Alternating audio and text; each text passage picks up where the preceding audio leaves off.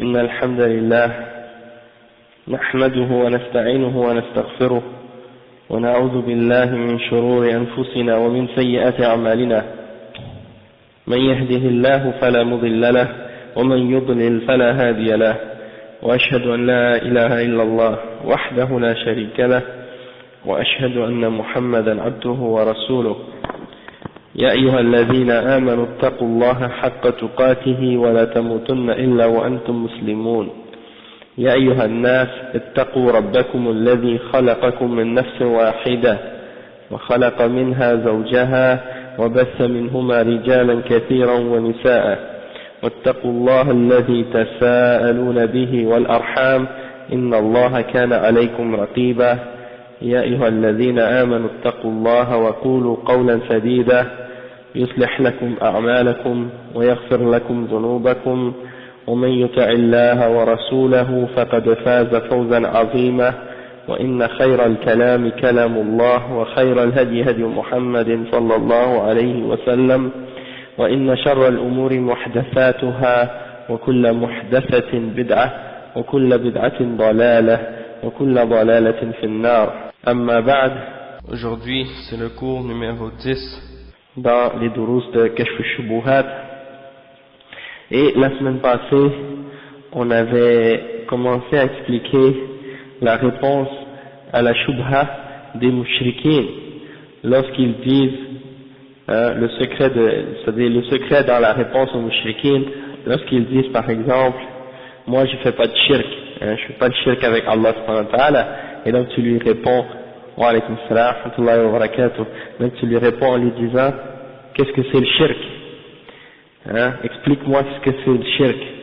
Et s'il te dit c'est d'adorer les idoles, tu lui dis explique-moi c'est quoi d'adorer les idoles, et donc s'il dit moi j'adore uniquement Allah subhanahu wa ta'ala seul, tu lui demandes c'est quoi la signification d'adorer Allah subhanahu wa ta'ala seul, explique-moi,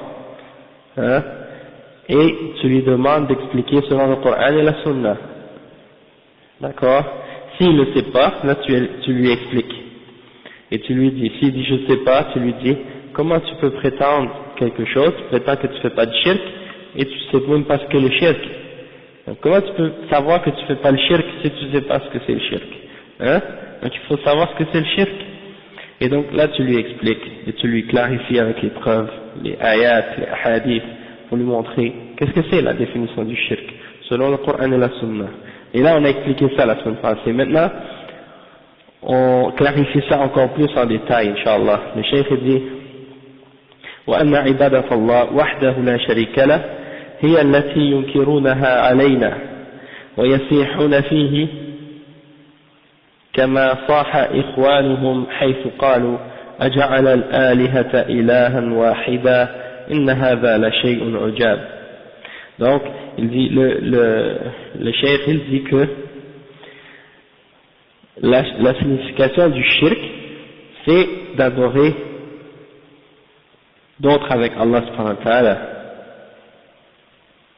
d'adorer les idoles comme les mushrikines faisaient au temps du prophète sallallahu alayhi wa sallam. Ils disaient qu'ils les adoraient uniquement pour que ceux-là les rapprochent un peu plus d'Allah subhanahu wa ta'ala. Et donc le cheikh il dit maintenant, et l'adoration d'Allah subhanahu wa ta'ala seul, sans associé, sans partenaire, c'est ça ce que les mushrikines d'aujourd'hui nous critiquent. Ils nous critiquent parce qu'on appelle les gens à adorer Allah subhanahu wa ta'ala seul. Et la même façon que les mushrikines du temps du prophète sallallahu alayhi wa sallam avaient dit, est-ce qu'il a fait de toutes ces divinités-là une seule divinité, de toutes les idoles, de toutes les choses qu'on adore en dehors d'Allah, il les a toutes annulées et il les a faites juste une seule, eh ben il disait ça c'est une chose étonnante, ça c'est le verset dans Surat Sad, le verset 5, أجعل الآلهة إلها واحدا إن هذا لشيء عجاب. Donc il trouvait ça quelque chose que c'était étonnant, étrange, Après le cheikh il dit وهكذا يذكر الشيخ في زمانه أنه يدعوهم إلى التوجه بعبادتهم إلى الله وحده لا شريك له وينهاهم عن الاعتقاد والغلو في من يسمونهم الصالحين فقد تنوعت معبوداتهم في ذلك الزمان منهم من يعبد جذور النخل ومنهم من يعبد أشجارا وأحجارا مثل ما كان يفعل الكفار المشركون في عهد النبي صلى الله عليه وسلم وقبله. وبين القرآن شأنهم وأنهم مشركون شركا أكبر، وهكذا واجه الشيخ محمد بن عبد الوهاب رحمه الله في أيام دعوته مثل ما واجه النبي صلى الله عليه وسلم في زمانه، وسمع من ألفاظ الشرك والحجج الباطلة مثل ما سمع النبي صلى الله عليه وسلم في زمانه. نعم، مثل حجج أولئك المشركين، لأن الشرك ملة واحدة، وكل من أتى بعد أولئك المشركين وسلك طريقهم فقد ورث ذلك الميراث. Donc le cheikh il dit, voilà comment le cheikh a mentionné à son époque comment les gens se tournaient vers autre qu'Allah subhanahu wa ta'ala dans leurs adorations. Hein?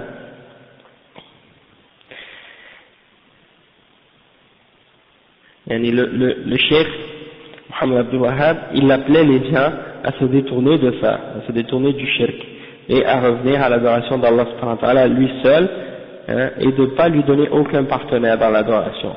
Et le cheikh il interdisait aux gens de son époque de croire en ceux qu'ils appellent les salihin, de mettre leur croyance en eux et d'exagérer à leur sujet et de leur donner des formes d'adoration, hein, en dehors d'Allah subhanahu wa ta'ala. Et le cheikh il dit que les mouchriquins à cette époque-là, leur shirk avait plusieurs manifestations et plusieurs différentes formes. Hein, les choses qu'ils adoraient étaient différentes. Certains d'entre eux, ils adoraient par exemple les troncs comment on dit, un tronc d'un arbre, mais un arbre coupé, ou bien le tronc d'un arbre, ou bien les racines. Et il y en a d'autres qui adoraient quoi? Ils adorent les arbres, les pierres, et toutes sortes de choses de ce genre. Et comme les gens faisaient au temps du prophète sallallahu alayhi wa sallam, et comme les gens faisaient également avant le prophète sallallahu alayhi wa sallam, parmi les mouchriquins. Et donc, le Coran a clarifié et a expliqué la réalité à leur sujet, au sujet des mouchriquins. Et il a clarifié que leur shirk, le shirk qu'ils faisaient, c'est un shirk majeur, qui fait quitter quelqu'un la religion. Et c'est de cette façon-là que le cheikh Muhammad ibn Abdul Wahhab, rahimahullah, a appelé à son époque et a établi sa da'wah, et il a fait face à la même chose que le prophète sallallahu alayhi wa sallam a dû affronter de la part des mouchriquins à son époque. Également, il a entendu des paroles de shirk et des arguments des mouchriquins, des faux arguments des mouchriquins, la même chose que le prophète sallallahu alayhi wa sallam avait entendu de la part des mouchriquins de son époque. Il y avait des faux arguments qu'il lui donnait à chaque fois. D'accord? Donc le cheikh il dit pourquoi c'était comme ça, pourquoi le shirk au temps du prophète sallallahu alayhi wa sallam, le shirk au temps du cheikh Muhammad Abdul Wahhab et le shirk au temps du cheikh au temps du cheikh Muhammad Abdul Wahhab et le shirk au temps du prophète sallallahu alayhi wa sallam, c'était toujours les mêmes arguments et les mêmes shubuhat et les mêmes paroles. Pourquoi? Parce que le cheikh il dit لأن الشرك ملة واحدة.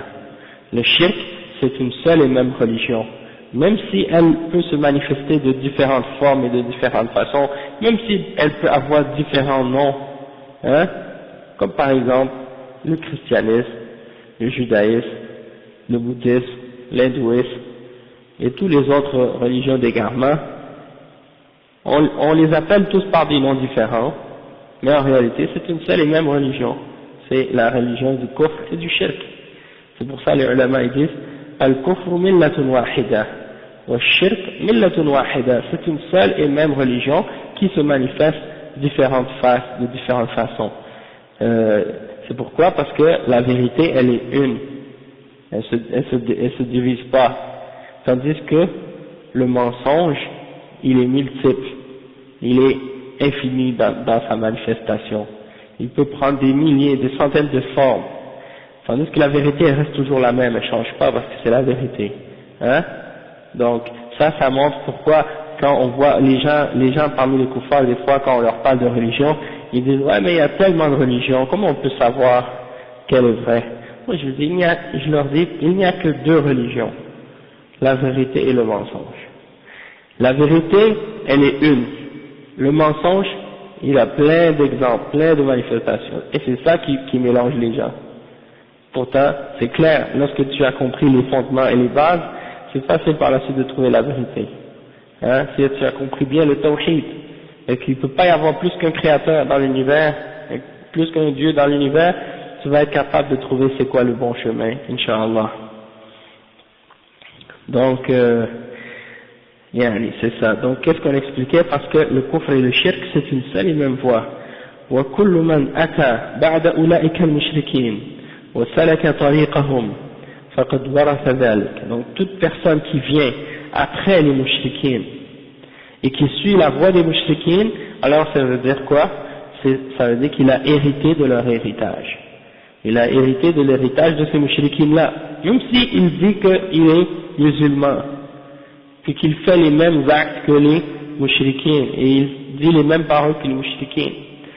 Même s'il se dit musulman, ça veut rien dire, tant qu'il n'a pas abandonné le shirk. Hein? Donc le cheikh ici il dit ensuite وهو نفس الأسلوب ونفس الجواب الذي يعترض به المشركون في كل زمان وفي كل مكان.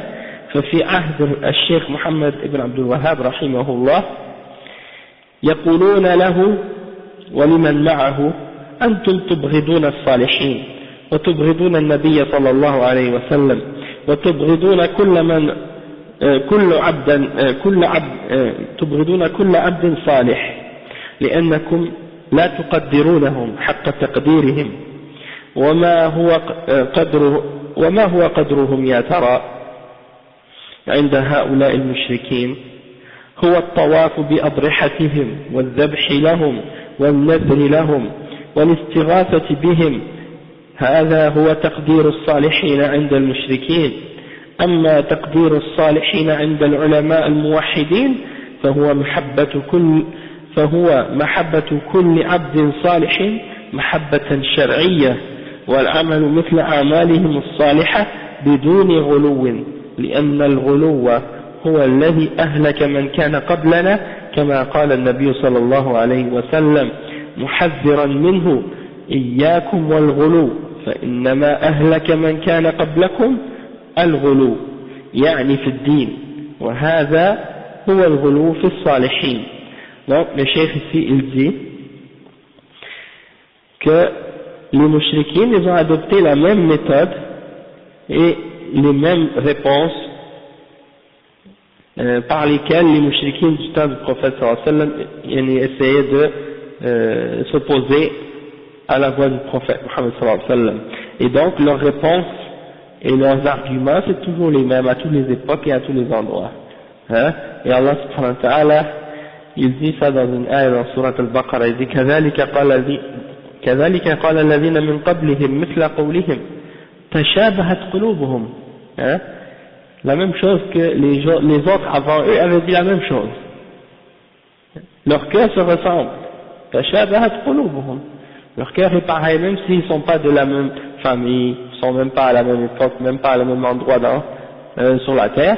Toutefois, quand ils parlent, ils sortent les mêmes arguments que les mouchriquins des autres époques qui sont venus auparavant. Donc ça veut dire que il y a quelque chose dans leur cœur qui est pareil. C'est le fait qu'ils sont sur la même religion, la même batil, comme on a dit tout à l'heure. Donc ça veut dire, subhanallah, même s'ils se connaissent même pas, ils se sont jamais rencontrés, ils sont à des endroits différents, à des époques différentes, ils se sont pas fait une grande réunion. Il y a une grande réunion internationale pour dire quand les croyants vont nous parler, on va leur répondre cette réponse-là ensemble. Il n'a pas. Allah subhanahu wa ta'ala dit, est-ce qu'ils se sont tous mis d'accord là-dessus comme s'ils ont fait une convention, ça y est, on est tous d'accord sur ça? Ah ben c'est ça. C'est comme si on dirait qu'ils avaient fait ça, quand on les entend parler. Ça c'est au temps du prophète, comme Allah il dit à propos des mouchriquins, par exemple quand ils avaient un malheur ou quand ils étaient dans la mer, دعوا الله مخلصين وإذا ركبوا في الفلك دعوا الله مخلصين له الدين فلما نجاهم إلى البر إذا هم يشركون. Donc ça veut dire quand ils avaient une détresse, quand ils étaient dans la mer, ils adoraient Allah seul, parce que là ils savaient que personne ne peut les aider, c'était Allah. Mais quand ils étaient en sécurité sur la terre ferme, là ils retournaient à qu'est-ce qu'ils adoraient avant. Donc ça c'est un exemple. Mais comme on disait ici, ils sortent les mêmes arguments. Après le cheikh il dit, à l'époque du cheikh Mohammed Abdul Wahhab, à l'époque du cheikh Mohammed Abdul Wahhab, les gens disaient à lui et à ceux qui étaient avec lui, vous n'aimez pas les salihin, vous n'aimez pas les hommes pieux, les gens qui sont des hommes, les grands hommes religieux qui adorent Allah subhanahu wa ta'ala, qui ont fait beaucoup de bien pour l'islam. Vous les aimez pas, ils disent ça. Et vous n'aimez pas les salihin, vous les détestez, vous détestez les salihin, et vous détestez le prophète Muhammad sallallahu alayhi wa sallam. Donc c'est ça ce qu'ils disent. Pourquoi, quand on leur demande pourquoi vous dites ça, pourquoi vous dites qu'on déteste les salihin, les hommes pieux, pourquoi vous dites qu'on déteste le prophète sallallahu alayhi wa sallam, ils disent parce que vous ne les respectez pas comme ils méritent. Et le cheikh il pose la question maintenant, qu'est-ce que c'est pour vous les respecter de la façon qu'ils méritent? Qu'est-ce que ça signifie les respecter comme vous dites? Mais le cheikh il répond lui-même, il dit, je vais vous dire qu'est-ce que c'est pour vous le respect dont vous parlez. Le respect dont vous parlez, c'est en réalité de faire le tawaf autour de leur tombe et de faire des vœux pour eux et de les appeler au secours lorsque vous avez une détresse. Ça c'est pour vous, c'est ça les respecter. Comme j'avais donné l'exemple l'autre fois. Il dit, nous on n'adore pas les statues, les chrétiens disaient ça. On n'adore pas les statues et les images et les croix, on les respecte. Donc ils prennent le shirk et lui donnent un autre nom. Au lieu de l'appeler shirk, au lieu de l'appeler ibadat al-tawarit, ils l'appellent comment? Ils l'appellent respect. Alors qu'en réalité c'est ça ce qu'ils veulent. Donc le cheikh il dit, donc c'est ça votre respect pour vous? Ça c'est en réalité c'est le shirk. Mais le vrai respect des hommes pieux et le vrai respect du prophète Muhammad sallallahu alayhi wa sallam chez les ulama qui ont unifié Allah subhanahu wa ta'ala, c'est de les aimer. D'aimer tous les hommes qui sont pieux, mais d'un amour qui est en accord avec les limites de la charia, sans extrémisme, sans dépasser les limites. Et c'est d'agir en accord avec les actions qu'ils ont amenées, les bonnes œuvres qu'ils ont faites, de les suivre dans le bien. C'est ça les aimer et les respecter.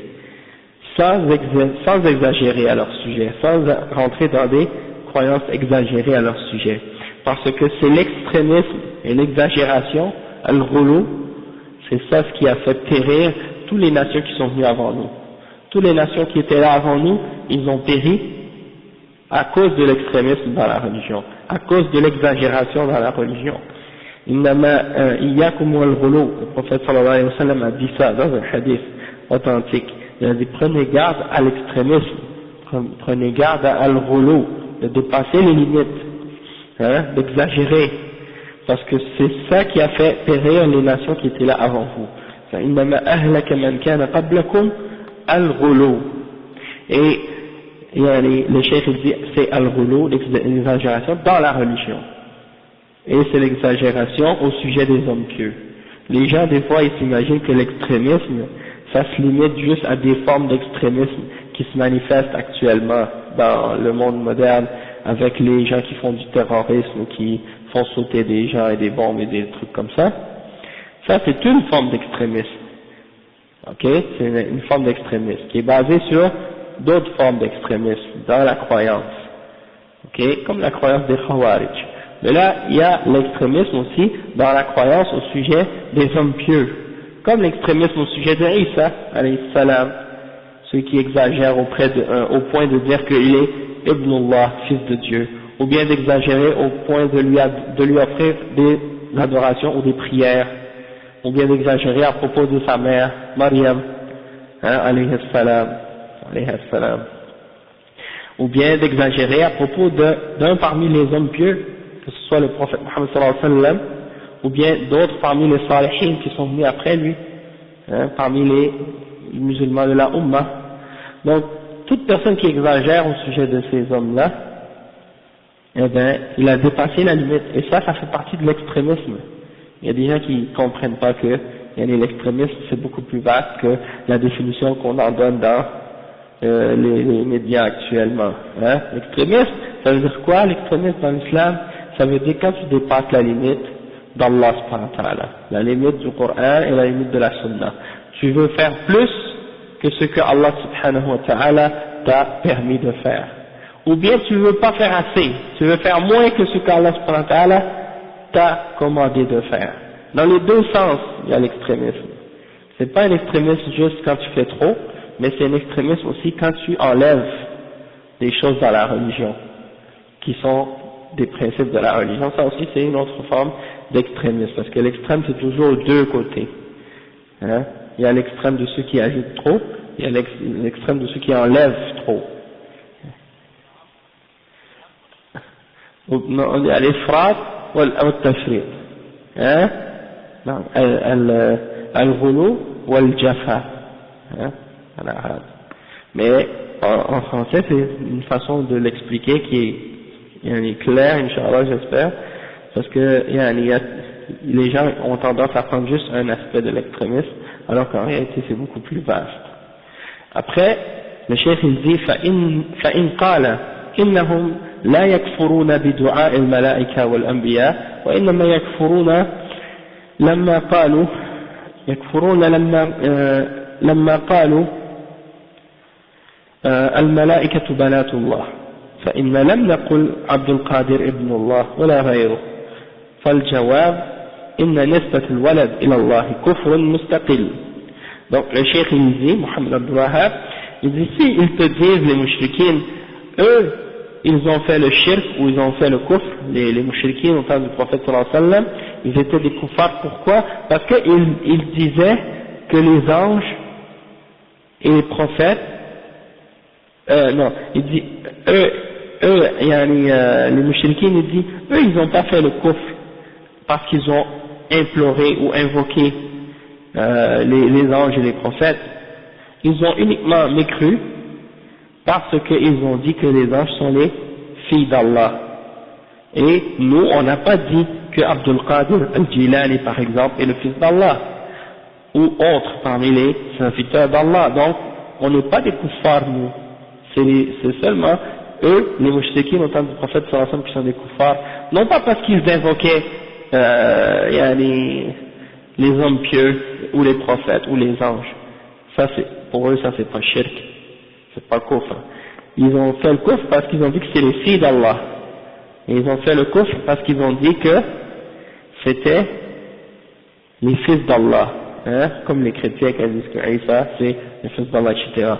Et donc, le cheikh dit la réponse à ça, c'est que d'attribuer un fils à Allah subhanahu wa ta'ala, c'est kufr, et de l'invoquer, c'est un autre kufr, séparé. Les deux sont kufr, les deux sont shirk. Il faut pas comme, par exemple, dire, ils sont pas kuffars parce que ils ont pas dit que c'est des fils d'Allah, ou des filles d'Allah. Ça c'est un kufr, et l'autre aussi c'est kufr, les deux sont kufr. Et là, le chef il explique ça maintenant, avec les preuves de ça. Les ذم الله عز وجل قائلي بقوله لقد كفر الذين قالوا إن الله هو المسيح ابن مريم وقوله وقالت اليهود عزير ابن الله وقالت النصارى المسيح ابن الله ذلك قولهم بأفواههم يضاهئون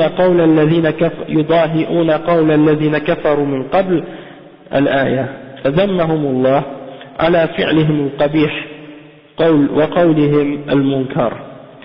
Il dit le cheikh, il dit que Allah subhanahu wa ta'ala a blâmé ceux qui ont dit cette parole, par exemple qui ont dit que Isa est le fils d'Allah, ou bien Uzair est le fils d'Allah, des choses de ce genre. Il donne l'exemple, le verset 72 dans Surah Al-Ma'idah. Allah subhanahu wa ta'ala, il dit, certes ils ont mécru ceux qui ont dit que Allah subhanahu wa ta'ala c'est Al-Masih, fils de Marie. Il donne un autre verset, le verset 30 dans Surah Al-Tawbah. Les juifs ont dit Uzair est le fils d'Allah, et les chrétiens ont dit Al-Masih ibn Allah, ils ont dit le Messie c'est le fils d'Allah. Et voilà leur parole avec leur bouche, ils imitent la parole des gens qui ont mécru avant eux. Hein? Donc Allah subhanahu wa ta'ala les a blâmés à cause de leur mauvaise action et leurs mauvaises paroles, hein? À cause des choses qu'ils ont dit qui sont contraires à la vérité. Le cheikh dit إذن نسبة الولد إلى الله التي اقترفها اليهود والنصارى وكفار العرب الذين قالوا الملائكة بنات الله كفر مستقل، والغلو في الصالحين سواء كانوا ملائكة أو أنبياء أو عبادا صالحين أو صورا على صورهم هذا أيضا كفر مستقل وشرك أكبر يخرج من الملة من وقع فيه وهو يدعي الإسلام. وجمهور أهل العلم لا يرون لأحد عذرا في جهل الشرك. لما؟ لأن الله جل وعلا خلق العباد ليعرفوه ويعبدوه ويوحدوه ولا يشرك به شيئا، فما الذي صرفهم عن الأمر الذي خلقهم الله عز وجل من أجله ليعرفوا ويعملوا به؟ وفي مقدمة ذلك توحيد الله وعدم الإشراك به. Donc le cheikh il dit donc d'attribuer un fils ou un enfant à Allah subhanahu wa ta'ala comme l'ont fait les juifs, les chrétiens et les kuffars parmi les arabes lorsqu'ils ont dit que les anges sont les filles d'Allah, ça c'est un kufr indépendant, c'est-à-dire c'est un kufr en lui-même, de même que d'exagérer au sujet des hommes pieux, que ce soit des anges ou des prophètes ou des hommes pieux parmi les serviteurs d'Allah, ou que ce soit des images ou des statues faites à leur image, et bien ça c'est un autre kufr également séparé, et c'est un shirk majeur qui fait quitter à quelqu'un la religion. Celui qui tombe dans ça, il a quitté l'islam, même s'il prétend appartenir à l'islam ou faire partie des musulmans. Le cheikh il dit, et la majorité des ulama, ils disent que il n'y a pas d'excuse pour celui qui a ignoré que ces choses-là font partie du shirk. Il n'y a pas d'excuse pour celui qui a ignoré le shirk. Pourquoi il n'y a pas d'excuse pour eux? Parce que Allah subhanahu wa ta'ala, il a créé les hommes pour qu'ils sachent, pour savoir ça, pour qu'ils sachent que c'est seulement Allah subhanahu wa ta'ala qui doit être adoré, et pour qu'ils l'adorent lui seul, et pour qu'ils l'unifient dans leur adoration, et pour qu'ils n'associent rien avec lui. Donc, qu'est-ce qui les a détournés? Qu'est-ce qui a détourné les hommes de ce commandement pour lequel ils ont été créés? Allah subhanahu wa ta'ala il dit وَمَا خَلَقْتُ الْجِنَّ وَالْإِنسَ إِلَّا لِيَعْبُدُونَ. Allah il nous a créés pour ça, pour l'ibada. Donc, si c'est pour ce but-là qu'il nous a créés, on n'a pas d'excuse de l'ignorer. Hein?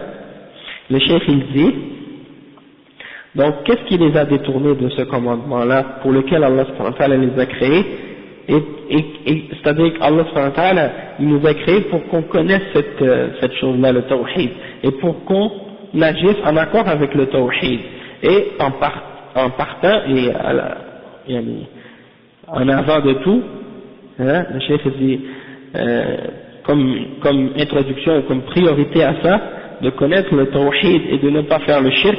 Ça c'est les premières choses pour lesquelles on a été créé par Allah subhanahu wa ta'ala. Et donc le cheikh il dit لذا فإن كل من قامت عليه الحجة الرسالية فإنه لا يعذر بالجهل بتوحيد الله الذي خلقه الله من أجل تحقيقه والعمل بحقوقه ولوازمه. Donc le cheikh il dit que personne, une fois que la preuve a été établie contre lui, la preuve du message du Coran a été établie contre lui, elle n'a plus d'excuse de prétendre ignorer le tawhid ou l'unicité d'Allah subhanahu wa ta'ala, parce que c'est le but pour lequel Allah subhanahu wa ta'ala l'a créé.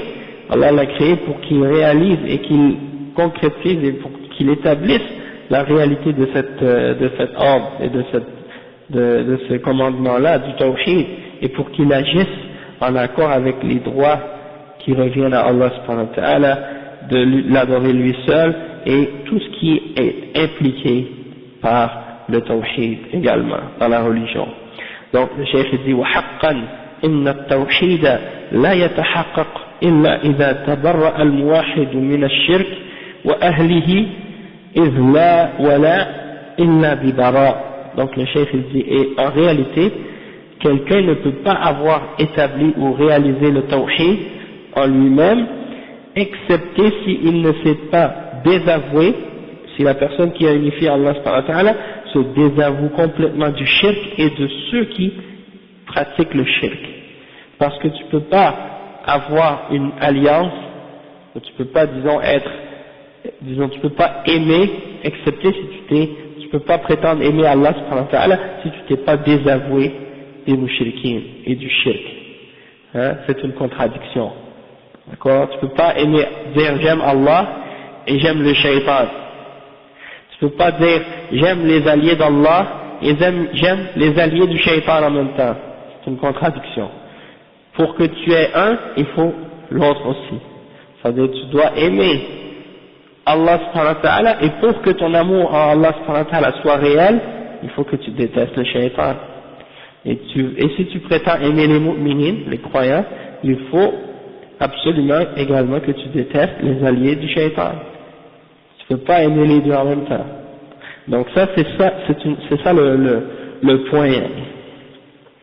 Donc toute personne qui fait le shirk, tu peux pas les aimer et prétendre aimer les gens qui sont sur le tawhid en même temps. C'est contradictoire. Et tu peux pas aimer le tawhid puis en même temps défendre le shirk. C'est contradictoire. Donc c'est un ou l'autre. Et le cheikh il dit وعلى هذا فإن أصحاب الغلو في الصالحين في أي زمن من الأزمان لا عذر لهم وقد جاءهم من بين لهم طريق التوحيد المستقيمة وأمرهم بسلوكها وبين لهم سبل الشرك المعوجة وحذرهم من الوقوع فيها كما فعل هذا الإمام المجدد مع قومه في عصره الذي فشى فيه الشرك واختفت معالم التوحيد وسميت الأشياء بغير اسمها سفها وجهلا. Donc le cheikh il dit, donc une fois qu'on a compris ça, les gens qui maintenant, une fois qu'on a compris ça, on voit que les gens qui sont sur l'exagération des hommes pieux dans leur adoration, ils tombent dans l'adoration des hommes pieux à cause de leur extrémisme, à cause de l'exagération qu'ils font à leur sujet. À toutes les époques, ils n'ont pas d'excuses. Ils n'ont pas d'excuses pour qu'est-ce qu'ils font. Souvent les gens ils disent ah mais ils sont ignorants ces gens-là qui font ça. Hein, ils sont ignorants. Oui, c'est vrai, ils sont ignorants. Toutefois, ils n'ont pas lu le Coran. Hein? Donc le cheikh il dit la preuve du tawhid et l'explication du tawhid leur est parvenue, et l'ordre de le suivre leur est parvenu, et Allah subhanahu wa ta'ala leur a clarifié les voies du shirk qui sont des voies d'égarement et des voies qui sont déviées, et il les a avertis de ne pas tomber là-dedans. Allah les a avertis de ne pas tomber dans le shirk, comme le cheikh, l'imam al-Mujaddid, celui qui est venu réformer la religion, Cheikh Muhammad ibn Abdul Wahhab, il a fait avec son peuple à son époque. À son époque, il y avait du shirk qui était répandu partout, dans la péninsule arabe.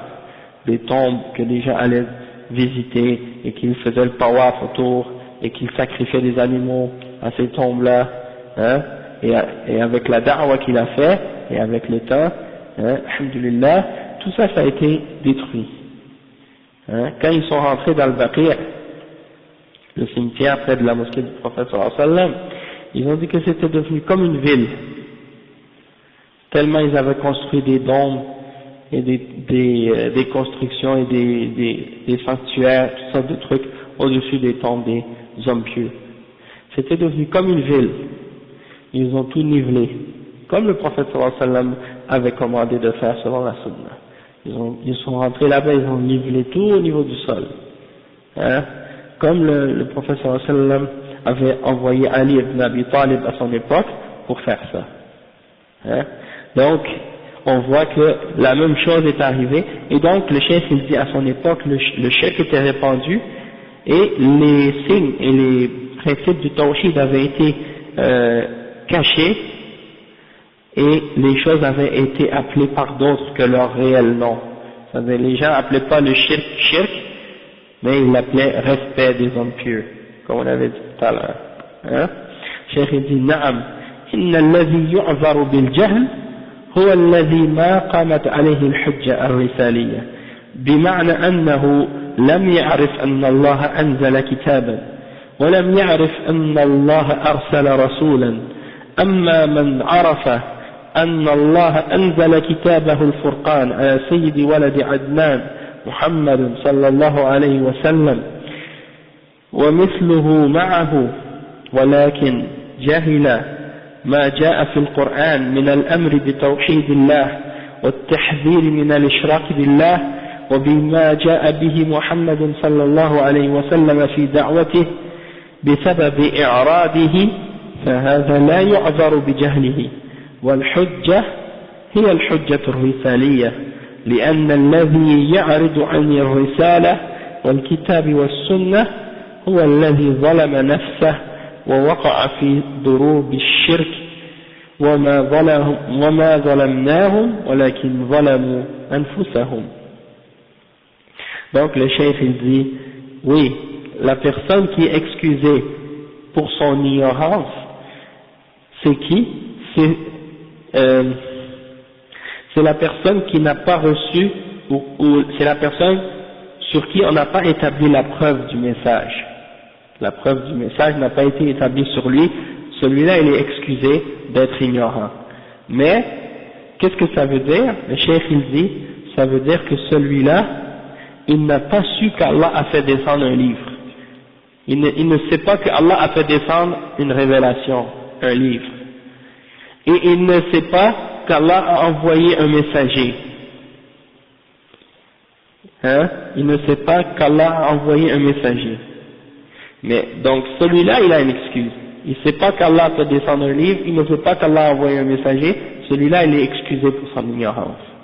Mais celui qui sait qu'Allah a fait descendre un livre, et celui qui sait que le prophète Mohammed sallallahu alayhi wa sallam est venu, alors celui-là il a ignoré les ordres du tawhid qui sont dans le Coran et les avertissements du shirk qui sont dans le Coran.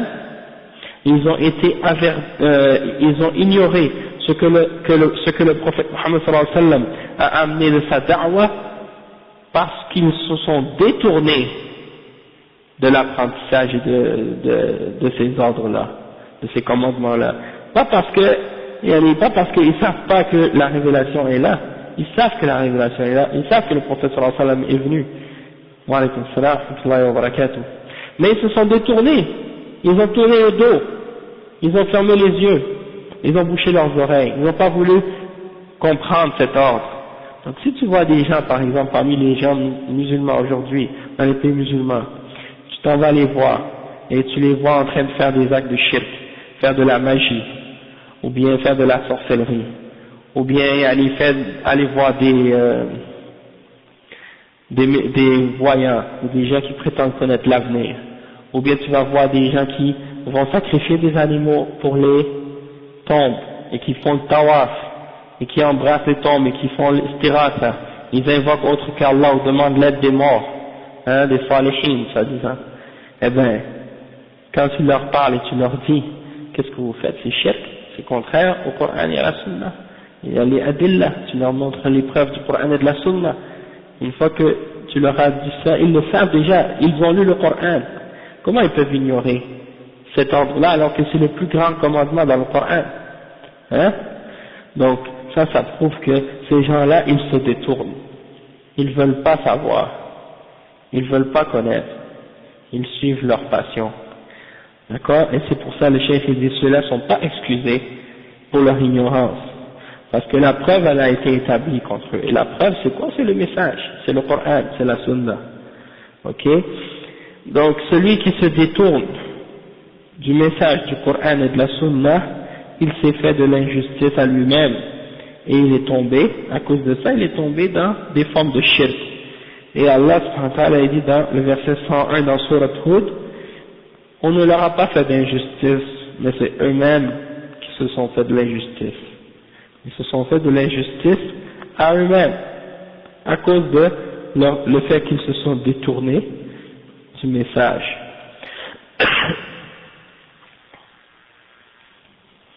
Ensuite, Cheikh Muhammad Abdul Wahhab il dit, قال الله تعالى قل هو الله أحد الله الصمد والأحد الذي لا نظير له والصمد المقصود في الحوائج فمن جحد هذا فقد كفر ولو لم يجحد السورة. وقال الله تعالى ما اتخذ الله من ولد وما كان معه من إله ففرق بين النوعين وجعل كلا منهما كفرا مستقلا. وقال تعالى وجعلوا لله شركاء الجن وخلقهم وخرقوا له بنين وبنات بغير علم ففرق بين كافرين ففرق بين كفرين والدليل على هذا أيضا أن الذين كفروا بدعاء اللات مع كونه رجلا صالحا لم يجعلوه ابن الله لم يجعلوه ابن الله والذين كفروا بعبادة الجن لم يجعلوهم كذلك. وكذلك أيضا العلماء في جميع المذاهب الأربعة يذكرون في باب حكم المرتد أن المسلم إذا زعم أن لله ولدا فهو مرتد ويفرقون بين النوعين وهذا في غاية الوضوح. Donc le cheikh il continue à expliquer dans sa réponse aux gens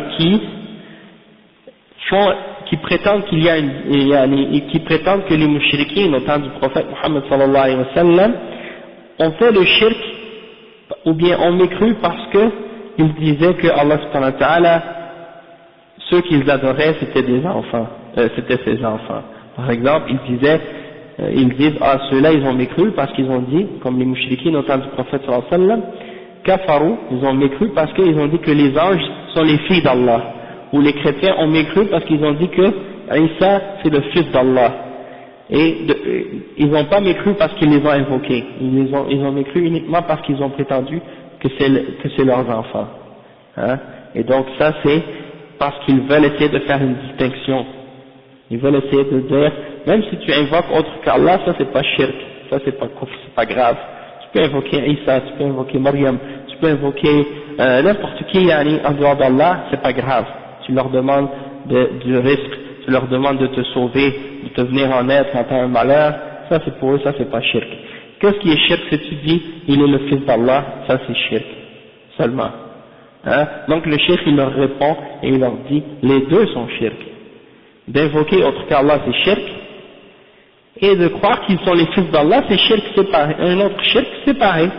Il ne faut pas essayer de dire que un est shirk et l'autre c'est pas shirk. Hein? Et une fois j'étais sur Paltalk, je suis rentré dans une salle une fois, ça fait assez longtemps, et il y avait des ahbash, vous connaissez la secte des ahbash, ils essayaient de faire le da'wa à une chrétienne ou un chrétien, et de le faire amener à l'islam. Et là j'ai parlé avec eux, j'ai dit comment vous voulez appeler cette personne à l'islam, hein, alors que vous-même vous faites le shirk, hein? Alors ils m'ont dit mais comment ça nous on fait pas le shirk? J'ai dit mais Est-ce que c'est pas vrai que vous invoquez les awliya, soi-disant, et vous leur demandez de vous venir en aide et de vous secourir lorsque vous avez un malheur?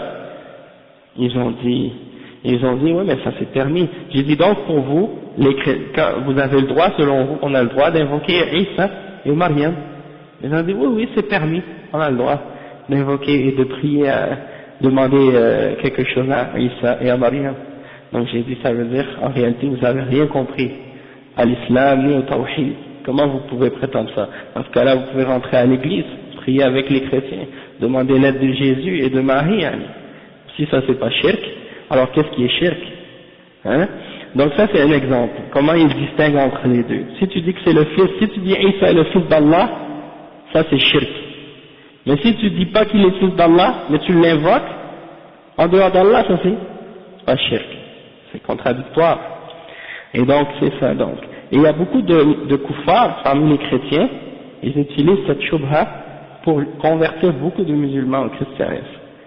Parce qu'ils vont voir les musulmans qui se disent musulmans, qui font ces choses-là, qui vont au temple des awliya, soi-disant, et qui les invoquent, et qui disent, ya sidi fulan, arifna, ou bien urzuqna, ou hein. Donc ils vont voir ces gens-là et disent, écoutez, vous êtes musulmans, et vous cherchez l'aide de ce saint, ou de cet homme qui est enterré, essayez avec Jésus, vous allez voir, il va répondre à vos demandes. Hein? Et donc, au lieu de dire Sidi Abdul Qadir ou Sidi Ahmed Tijan, dites Sidi Isa, et puis vous allez voir, ça marche. Hein? Et donc, et là, il commence à les amener dans le christianisme avec cette façon-là. Et il dit, regardez, même dans le Coran, c'est écrit, Isa, il est là, et Mariam aussi. Donc, vous n'allez pas changer quoi que ce soit, c'est la même chose que ce que vous faites. Au lieu d'invoquer ces saints-là, vous allez invoquer d'autres parmi les prophètes, des choses comme ça. Donc il les amène au shirk et au kufr, encore, plus encore, de cette façon-là. Et déjà qu'il y a plein de musulmans qui ont la notion que les juifs et les chrétiens ne sont pas des kuffars, ils disent que ce sont des gens du livre, Ahlul Kitab, donc s'ils sont Ahlul Kitab, ce ne sont pas des kuffars, hein, donc ils s'imaginent que c'est pas des kuffars à cause de ça, alors qu'en réalité, même s'ils sont des gens du livre, c'est vrai, ils sont des gens du livre, ils ont reçu un livre, ça ne veut pas dire qu'ils sont des mu'minines, ils sont des kuffars. Pourquoi? Parce qu'ils ont cru à leur livre, mais ils n'ont pas cru au prophète Mohammed sallallahu alayhi wa sallam. Et ils ont cru à leur livre et à leur prophète, mais ils n'ont pas cru au Coran. Et toute personne qui nie le Coran, et qui nie le prophète Mohammed sallallahu alayhi wa sallam, c'est un kafir. Celui qui rejette un seul prophète parmi tous les prophètes, il n'est pas mu'min. Hein? Si quelqu'un dit je crois à tous les prophètes excepté Moussa, il est kafir. Si quelqu'un dit je crois à tous les prophètes excepté Sulayman, il est kafir. Donc celui qui dit je crois pas en Mohammed sallallahu alayhi wa sallam, il est kafir, même s'il croit en tous les autres prophètes. Et celui qui dit je crois en tous les livres excepté le Coran, il est kafir. Donc comment quelqu'un peut dire Ahlul Kitab sont des mu'minines? Ils sont différents des autres kuffars dans certains aspects, dans certaines règles, parce qu'ils sont plus proches des musulmans que les autres, parmi les hindous et les bouddhistes. Ils sont plus proches de nous. Ça ne veut pas dire qu'ils sont des mu'minines. Et ça, beaucoup de gens, parfois ils sont trompés à ce sujet-là. Donc, le cheikh il a mentionné les preuves pour expliquer que les deux formes de kufr sont différentes. Le kufr de dire que Dieu a des enfants, ou un fils ou une fille, et le kufr d'invoquer autre qu'Allah, les deux sont réfutés dans le Coran, et les deux sont mentionnés. Hein. Comme par exemple, Allah subhanahu wa ta'ala dit « Qul huwa Allahu ahad » dit Allah subhanahu wa ta'ala c'est lui l'unique, Allahu samad. Hein. Et le cheikh il dit « Al-ahad » ça veut dire quoi? Celui qui n'y a rien comme lui, rien qui lui ressemble. Et As-Samad, c'est quoi? C'est celui vers qui les gens se retournent lorsqu'ils ont un besoin. Hein? Donc ça veut dire, comment ça se fait que tu crois que Allah est As-Samad, et quand tu as un besoin, tu te tournes vers un wali, ou un sayyid, au lieu de te tourner vers Allah. Hein? Ça c'est contradictoire. Tu laisses Allah subhanahu wa ta'ala qui est As-Samad, et tu te tournes vers une créature faible, qui peut même pas s'aider elle-même. Donc ça c'est un exemple. Le cheikh dit faman jahada hada, celui qui nie ça, il a mécru. Celui qui nie que Allah subhanahu wa ta'ala est as-samad, il est kafir même s'il croit à cette sourate. Après il dit, Allah subhanahu wa ta'ala il dit que mattakhadha Allahu min walad wa ma kana ma'ahu min ilah. Donc tu vois qu'il y a les deux mentionnés ici. Allah n'a pas pris, il ne s'est pas attribué pour lui-même de fils, et il n'y a pas avec lui d'autres ilah, d'autres dieux qui sont adorés, ou rien qui mérite d'être adoré avec lui. Donc il y a les deux mentions ici, d'adorer autre avec Allah, et de dire qu'il a un fils. Les deux sont kufr, les deux sont shirk. فَفَرَّقَ بَيْنَ النَّوْعَيْنِ. Allah subhanahu wa ta'ala a distingué entre ces deux formes de kufr là.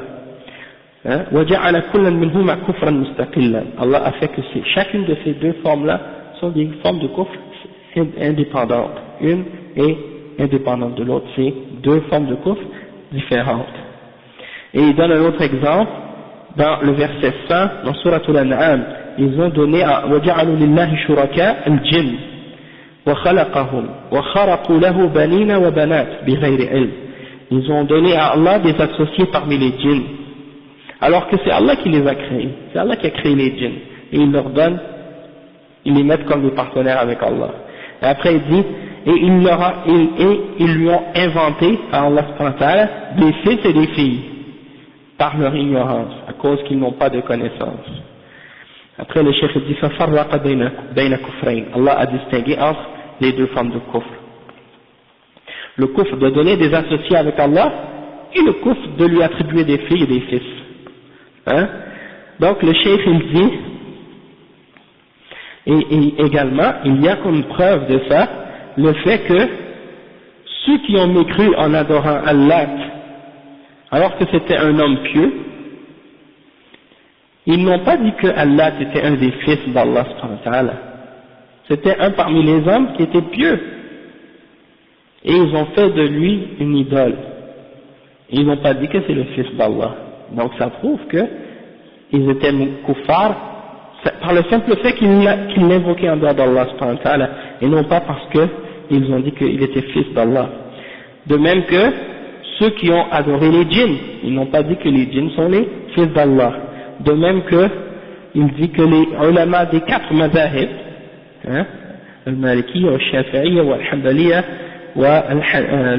al-Hanafiyya, les quatre mazahib, si tu regardes dans les livres qu'ils ont écrits, dans le chapitre de Hukm al-Murtad, le verdict au sujet de l'apostat, celui qui a quitté la foi, vous voyez qu'ils disent que le musulman, s'il croit que Allah a un fils, il devient murtad.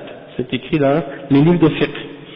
Alors, il y a une distinction, même les ulama des quatre mazahib, ils distinguent entre le fait d'attribuer à Allah un fils et le fait de l'invoquer en dehors, d'invoquer autre que lui, ou d'autres choses avec Allah subhanahu wa ta'ala ou en dehors d'Allah subhanahu wa ta'ala.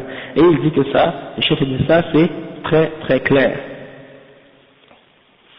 Après le cheikh il dit Alhamdulillah wa salatu wa salam ala rasulillah فلا شك أن الناس في كل زمان ومكان يحتاجون إلى طالب علم يفهم العقيدة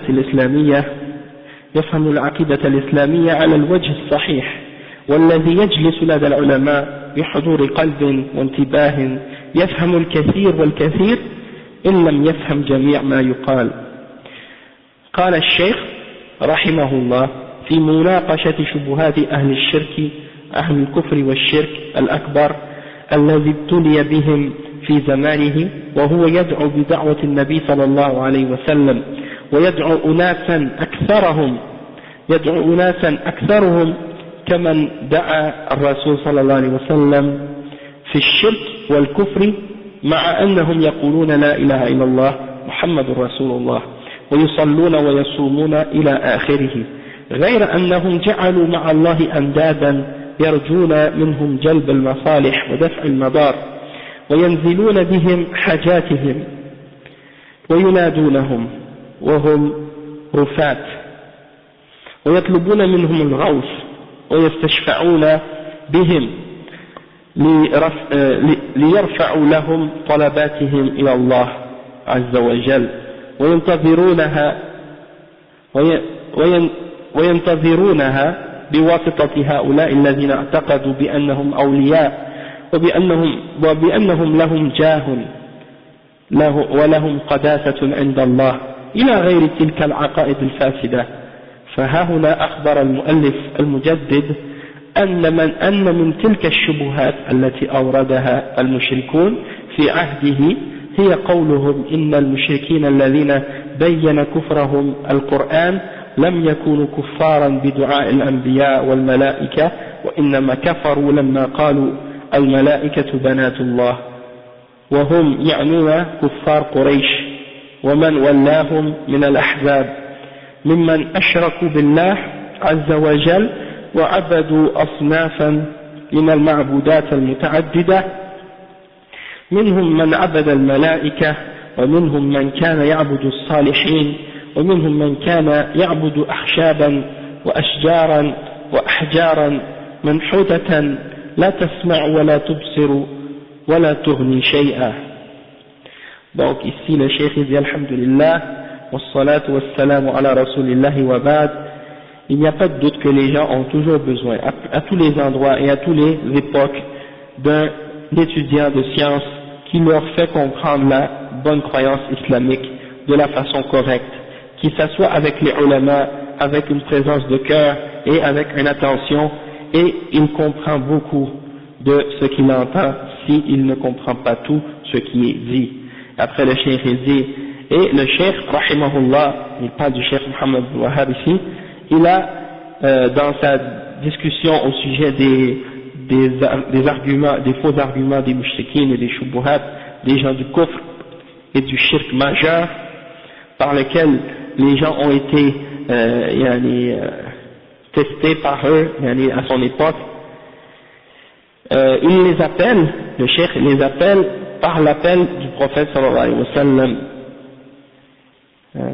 comme le cheikh il dit ويدعو أناسا أكثرهم كمن دعاهم الرسول صلى الله عليه وسلم في الشرك والكفر. La plupart d'entre eux, les gens que le cheikh appelait, c'est des gens qui étaient dans le shirk et dans le kufr, malgré qu'ils disaient la ilaha illallah Muhammad Rasulullah. Ils prient, ils jeûnent, ils font tous les actes obligatoires dans l'islam, le pèlerinage et toutes les autres obligations dans l'islam. Toutefois, ils donnent à Allah subhanahu wa ta'ala des égaux, de qui ils espèrent que ces hommes-là ou ces femmes-là, les hommes pieux qui sont enterrés dans leur tombe, ils espèrent d'eux qu'ils éloignent d'eux le mal et qu'ils leur donnent du bien ou qu'ils leur amènent un bien quelconque.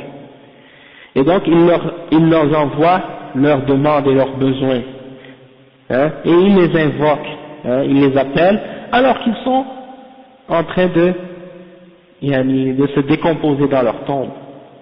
Ces êtres-là, ils sont en poussière dans la tombe, et eux ils sont en train de leur vouer des appels et des invocations, et ils leur demandent le secours et ils leur demandent l'intercession, et ils essaient d'intercéder à Allah subhanahu wa ta'ala par ces êtres-là, pour qu'ils amènent à Allah subhanahu wa ta'ala leurs demandes, parce que comme on avait expliqué déjà dans d'autres cours, ils se disent nous on n'est pas bons, on n'est pas des bons croyants, on a plein de péchés, donc on a besoin des hommes pieux, eux Allah va les écouter, nous ils nous écoutent pas, donc on a besoin de passer par ceux-là, et eux ils vont demander à Dieu pour nous, c'est ça la base de leur shirk. Donc ils cherchent des intercesseurs entre eux et Allah subhanahu wa ta'ala. Et le cheikh il explique, ils disent pourquoi, parce que ils ont, ces hommes-là, soi-disant, des statuts ou des positions très élevées auprès d'Allah, et ils sont respectés par les hommes, et donc ceux-là, ils peuvent nous aider auprès d'Allah. Et le cheikh il dit, ils ont plusieurs autres fausses croyances de ce genre. Et donc le cheikh il dit, le mu'allif, l'auteur, Cheikh Muhammad ibn Abdul Wahhab, dans ce livre, à ce point-là, il répond à l'argument des mushrikines qui ont dit que le kufr des gens qui ont mécru dans des mushrikines à son époque, C'était pas parce qu'ils ont invoqué les prophètes ou les anges, mais ils ont uniquement mécru parce qu'ils ont dit que les anges sont les filles d'Allah. Et il parle, quand il dit ça, il parle des kuffars de Quraysh et des gens qui étaient avec eux. Parmi ceux qui ont associé avec Allah subhanahu wa ta'ala et qui ont adoré toutes sortes de différentes formes d'objets d'adoration, que ce soit des anges ou des hommes pieux ou autres, il y en a parmi les pièces de bois ou de pierre qu'ils ont sculptées. Et ce sont des choses qu'ils n'entendent pas, qui ne voient rien et qui ne peuvent rien faire pour eux.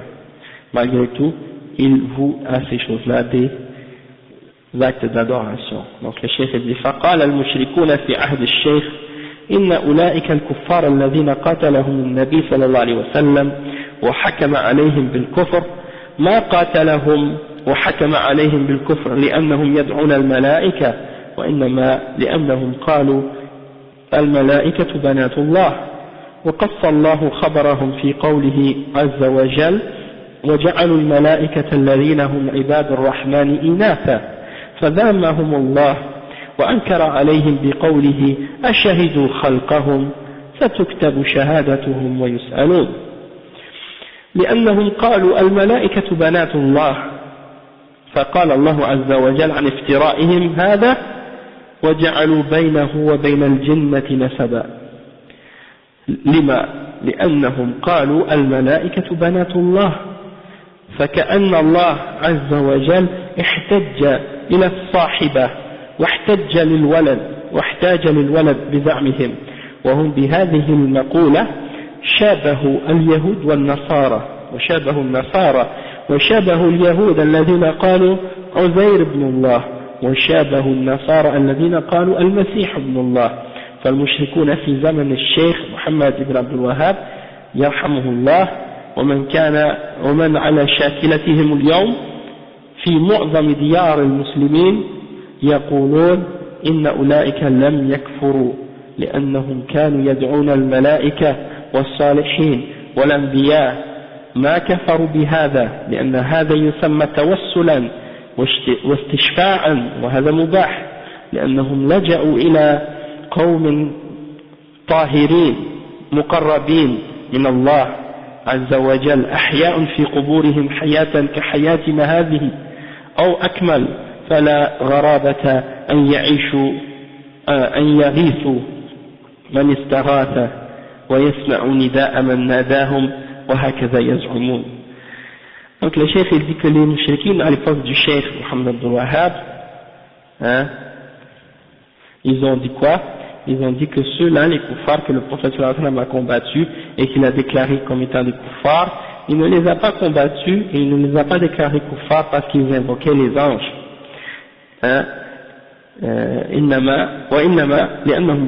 Uniquement parce qu'ils les combattaient, il les a déclarés kuffars parce qu'ils disaient que les anges sont les filles d'Allah, comme on l'a expliqué. Et Allah subhanahu wa ta'ala a mentionné ça dans le Coran, par exemple dans le verset 19 dans Surat al-Zukhruf. Allah subhanahu wa ta'ala il dit, et ils ont fait des anges qui sont des serviteurs d'Allah subhanahu wa ta'ala, ils ont fait de ces anges-là des femelles. Alors Allah subhanahu wa ta'ala a réfuté ce qu'ils ont dit en disant Ashahidu khalqahum, est-ce qu'ils ont été témoins de leur création? Leur témoignage sera écrit et ils seront questionnés à ce sujet-là. لأنهم قالوا الملائكة بنات الله, parce qu'ils ont dit que les anges sont des filles d'Allah. Comme Allah subhanahu wa ta'ala a dit au sujet de leur mensonge, à ce sujet de ce mensonge-là, dans le verset 158 dans Surat As-Saffat, et ils ont fait entre Allah et entre les djinns femelles des liens de parenté. Pourquoi? Parce qu'ils ont dit que les anges sont les filles d'Allah. Donc c'est comme si Allah subhanahu wa ta'ala avait besoin d'une compagne, d'une compagne, et comme s'il avait besoin d'un fils selon eux. Donc par cette parole-là, ils ont ressemblé aux juifs et ils ont ressemblé aux chrétiens. Ils ont ressemblé aux juifs qui ont dit que Uzair est le fils d'Allah, et ils ont ressemblé aux chrétiens qui ont dit que le Messie, Al-Masih, est le fils d'Allah. Donc c'est de cette façon-là qu'ils sont kuffars. Et le cheikh il dit, mais les mouchriquines du temps du cheikh Mohammed bin Wahhab et ceux qui sont comme eux aujourd'hui, dans la plupart des pays musulmans, ils disent que ceux-là ne sont pas des kuffars parce qu'ils ont invoqué les anges ou appelé les anges ou les hommes pieux ou les prophètes. Il dit parce que ils n'ont pas mécru par ça, parce que ça c'est pas du shirk pour eux, ça c'est qu'est-ce qu'ils appellent, ils disent ça c'est tawassul ou bien istishfa, c'est-à-dire de chercher un moyen ou bien une intercession pour se rapprocher d'Allah subhanahu wa ta'ala. Ok? Donc au lieu de dire que c'est shirk, ils l'appellent par d'autres noms, tawassulan ou yani istishfa ou shafa'a, talab al-shafa'a. Et comme le prophète sallallahu alayhi wa sallam a dit qu'à la fin des temps, il y a des gens qui vont boire de l'alcool et qui vont l'appeler par d'autres noms que son nom réel. Nas yashrabuna al-khamr yusammunahu bighayri ismih. Donc, il y a des gens qui font ça avec l'alcool, il y a des gens qui font ça avec le shirk. Également la même chose. Ils disent, on fait pas le shirk, on fait tawassul. On fait pas le shirk, on fait, on demande le shafa'a et des choses de ce genre. Donc c'est la même chose, yani. Et ils disent que ça c'est permis parce qu'ils se sont tournés vers des gens qui sont purs et qui sont proches d'Allah subhanahu wa ta'ala et qui sont vivants dans leur tombe comme ils étaient vivants, comme nous on est vivants actuellement dans cette vie, et même d'une vie encore plus parfaite que cette vie-là. Donc il n'est pas étonnant qu'ils viennent en secours de ceux qui leur demandent de l'aide et qu'ils entendent l'appel de ceux qui les invoquent. Le chef il dit voilà comment ces gens-là ont imaginé les choses. D'accord? Donc il reste encore un bon bout. Je pense qu'on va s'arrêter ici. Peut-être, alors on va lire encore un petit bout juste pour répondre à la shubha, puis après ça on va s'arrêter. Chef il dit والحقيقة أن هذه الشبهة منتفية وباطلة، وذلك لأن دعاء غير الله تبارك وتعالى سواء من الملائكة أو الأنبياء أو من دونهم دعاء عبادة أو دعاء مسألة شرك أكبر وكفر أكبر، وإن مات صاحبه عليه بعد أن بلغته رسالة النبي صلى الله عليه وسلم فهو كافر، والكافر من أصحاب النار. والادعاء بأن لله ولدا كما قالت اليهود والنصارى وكفار العرب ادعاء وارد وكفر مستقل غير الكفر بدعاء غير الله، لأنه تكذيب لقول الله عز وجل قل هو الله أحد الله الصمد لم يلد ولم يولد ولم يكن له كفوا أحد. وفي قوله عز وجل ما اتخذ صاحبة ولا ولدا في سورة الجن. وفي قوله عز وجل بديع السماوات والأرض أن يكون له ولد ولم تكن له صاحبة، إلى غير ذلك من الآيات التي تدل على أن الله عز وجل لا يحتاج إلى شيء من مخلوقاته. ومن ينسب إليه الولد فقد نسب إليه الصاحبة أولا والولد ثانيا، والله عز وجل هو الغني عن كل ما سواه، كما قال عز وجل يا أيها الناس أنتم الفقراء إلى الله والله هو الغني الحميد إن يشأ يذهبكم ويأتي بخلق جديد وما ذلك على الله بعزيز. Donc le cheikh il répond à cette shubha et il dit qu'en réalité cette shubha elle est fausse, elle est complètement niée du fait que d'invoquer autre que Allah subhanahu wa ta'ala, que ce soit parmi les anges ou parmi les prophètes ou ceux qui sont sous ces gens-là, que ce soit des hommes qui sont venus après les prophètes, que ce soit un dua d'adoration ou un dua de demande, eh bien c'est un shirk majeur, un kufr majeur, et celui qui meurt sur ça, eh bien si le message l'a atteint, il a reçu le message du prophète sallallahu alayhi wa sallam, et qu'il meurt dans cet état, eh bien il meurt kafir. Et le kafir, il est dans le feu de l'enfer. Et tandis que celui qui prétend qu'Allah a un fils, comme les juifs et les chrétiens et les arabes, parmi les kuffars des arabes avant l'islam, eh bien, ceux-là, ils ont fait un autre kufr également, qui est différent que le premier, différent que celui qui invoque autre que Allah. Hein? Et ça c'est parce que le fait que celui qui dit que Allah a un fils ou une fille, il a démenti la parole d'Allah subhanahu wa ta'ala dans le Coran, parce que Allah subhanahu wa ta'ala il dit dans Surah Al-Ikhlas que dit, c'est lui Allah subhanahu wa ta'ala l'unique, Allahu Samad, celui vers qui tout le monde se tourne pour leurs besoins. Il n'a pas engendré, il n'est pas engendré, c'est-à-dire il n'a pas d'enfant, il n'est pas d'enfant de quelqu'un, il n'a pas d'enfant, et il n'y a rien qui est comparable à lui. Et il dit également dans Surat Al-Jinn, il dit il n'a pas pris de compagne et il n'a pas pris d'enfant. Hein? Et ça c'est un bon point quand vous argumentez avec des chrétiens qui disent que Jésus est le Fils de Dieu, vous leur demandez est-ce que Dieu avait une compagne pour faire un enfant, et eux ils ne le disent pas. Donc ça c'est un bon point pour dire ça. Ils nient ça eux aussi. Donc c'est contradictoire de prétendre qu'il a un fils si on nie qu'il a une compagne, parce que c'est quelque chose d'humain d'avoir des enfants et non, ou bien animal. C'est pas quelque chose qui convient à Allah subhanahu wa ta'ala. Également, Allah subhanahu wa ta'ala dit dans Surah Al-An'am, le verset 101, que celui qui a créé les cieux et la terre, comment pourrait-il avoir un fils alors qu'il n'a pas de compagne? Hein, ça c'est un autre exemple. Donc il y a beaucoup d'autres versets de ce genre qui montrent qu'il n'a aucun besoin de sa création. Il n'a besoin de rien parmi les choses qui composent sa création. Et celui qui a attribué à Allah subhanahu wa ta'ala une compagne, hein, ou qui a attribué à Allah subhanahu wa ta'ala un fils, et bien premièrement il a attribué à Allah une compagne, et deuxièmement il a attribué un fils. Et Allah subhanahu wa ta'ala, il est al-Ghani, hein, il est celui qui est riche. Ça veut dire quoi? Ça veut dire qu'il n'a besoin de rien.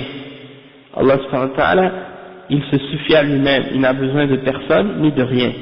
Et Allah subhanahu wa ta'ala, il dit, ô vous les hommes, vous êtes les indigents, vous êtes les pauvres, ceux qui ont besoin d'Allah subhanahu wa ta'ala, et Allah lui, c'est le riche et le digne de louange, c'est lui qui n'a besoin de personne. Si il voulait, il vous ferait disparaître tous, et il amènerait une nouvelle création. In yasha yudhibkum wa ya'ti bi khalqin jadid. Et ça c'est pas quelque chose qui est difficile pour Allah subhanahu wa ta'ala. Wa ma dhalika 'ala Allahi bi'aziz. Donc on va s'arrêter ici pour aujourd'hui, puis on continuera ça samedi prochain inshallah. سبحانك اللهم وبحمدك أشهد أن لا إله إلا أنت أستغفرك وأتوب إليك. بارك الله فيكم.